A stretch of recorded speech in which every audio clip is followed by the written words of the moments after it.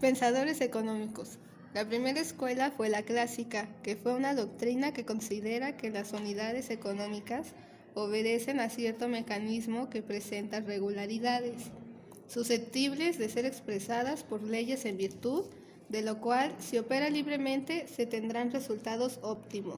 El primer representante es Adam Smith, el padre de la ciencia económica moderna, que expuso las ideas básicas sobre la organización del trabajo.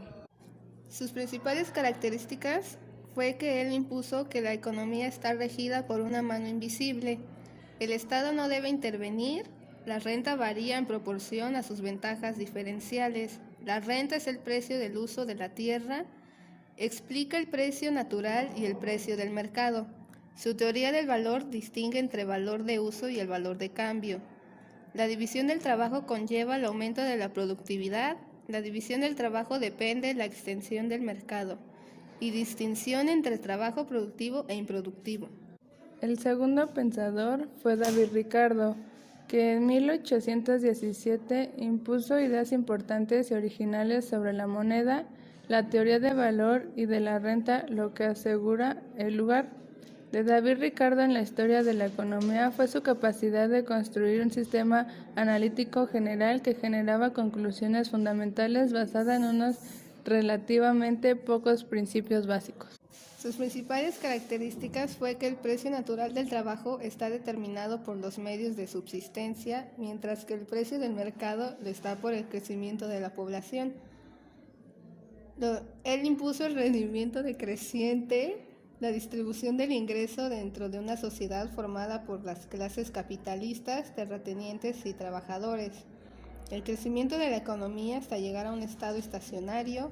El papel del Estado consiste simplemente en proporcionar protección legal para todas las transacciones económicas y reclamar impuestos a los cuales deben ser tan bajos como sea posible.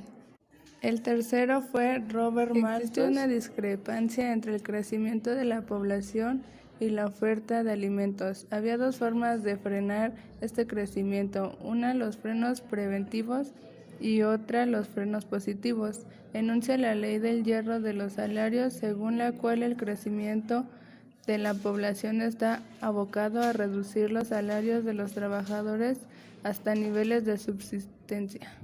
El siguiente pensador fue Jean-Baptiste Say. Su mayor propósito era enseñar economía política a todos los ciudadanos. Determinó el papel del empresario en la actividad económica, así como su importancia y su diferencia del capitalista. Su famosa ley de mercado, los productos se intercambian por productos, es decir, el dinero es un intercambio. Contradice la concepción mercantilista del juego suma cero. El siguiente es John Stuart Mill. Sus principales contribuciones fueron representar un punto intermedio entre el liberalismo clásico y el socialismo. El papel del Estado va más allá de dar protección y seguridad. Los fines del gobierno son más amplios. La ausencia de la intervención gubernamental no trae la máxima libertad. Las tradiciones y la competencia dirigen la distribución del ingreso. Propuso que la relación de las matemáticas adecuada para expresar la oferta y la demanda era una ecuación. Los medios de pago de las mercancías son simplemente de las mercancías.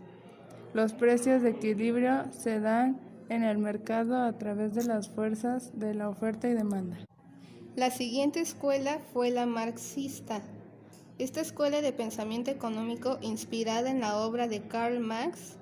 La mayoría de los conceptos más importantes y fundamentales de esta escuela fueron desarrollados por Marx en esta obra principal, El Capital, entre ellos fuerza de trabajo, proletariado y burguesía.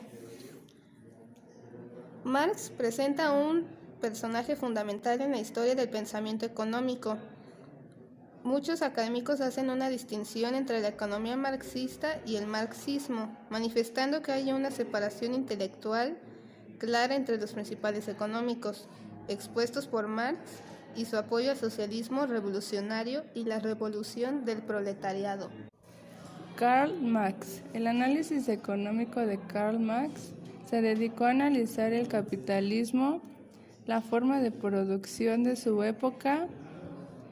Por lo tanto, la pugna que se daba en el capitalismo era la reproducción de relaciones económicas basadas en la explotación.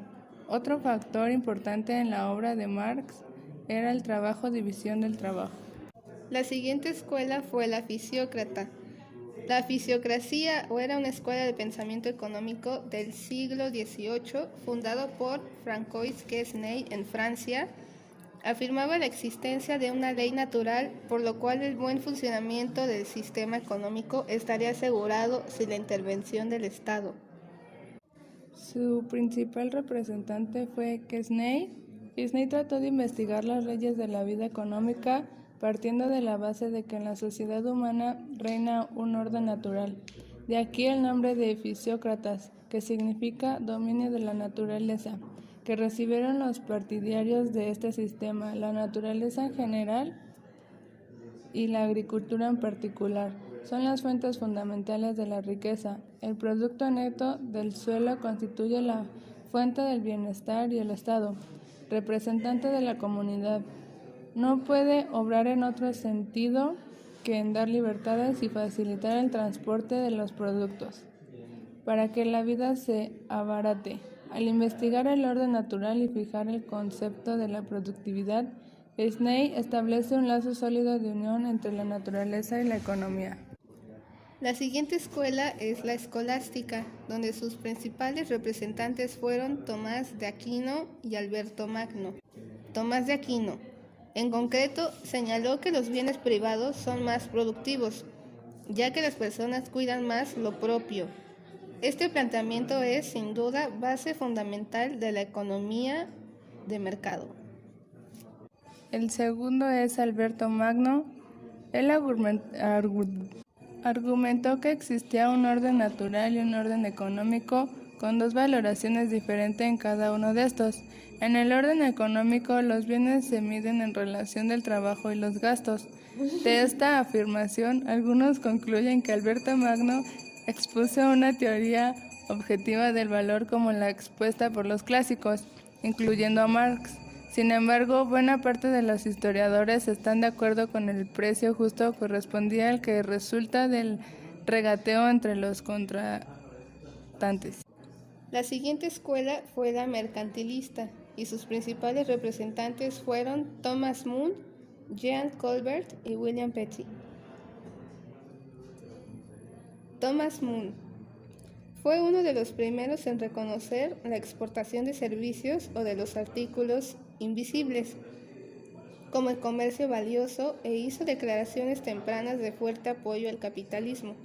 Tenía una serie de medios para enriquecer un reino, las cuales apoyaban el comercio exterior a través de las exportaciones mayores que las importaciones. En otras palabras, si vas a gastar más de lo que ganas, entonces tu riqueza disminuye. Jean Colbert considera la economía mundial como un juego de suma cero en la que los países solo pueden enriquecerse empobreciendo a los vecinos, lo que consigue mediante guerras comerciales. Es el creador de las grandes manufacturas reales, cuyos productos de ciudadanía calidad estaban destinados a la exportación. Fomenta la creación de grandes empresas y compañías de India. William Petty. No obstante enrolarse en el mercantilismo, su cita favorita, el aristotélico, el mundo rechaza del ser mal gobernado, enunciaba la aparición de las ideas liberales como fórmula básica para el establecimiento de impuestos. Petty aducía que los hombres debían contribuir al Estado según la participación y el interés que tuvieran en la paz pública, es decir, conforme a sus posesiones o riquezas. Teorías económicas. Sus principales representantes son William Stein Jevons y John Keynes. Jevons sosteniendo que la utilidad es el placer derivado del uso de un producto y que la ley más importante de toda la economía es la tendencia a la saciedad. Declara que la utilidad tiende a disminuir cuando la cantidad usada aumenta. Keynes dice que la economía se centró en el análisis de las causas y consecuencias de las variaciones de la demanda agregada y sus relaciones con el nivel de empleo y de ingreso. El interés final de Keynes fue intentar dotar a las instituciones nacionales o internacionales de poder para controlar la economía en las épocas de recesión o crisis. Este control se ejercía mediante el gasto presupuestario del Estado, política que se llamó política fiscal. La justificación económica para actuar de esta manera, sobre todo del efecto multiplicador que según Keynes se produce ante un incremento en la demanda.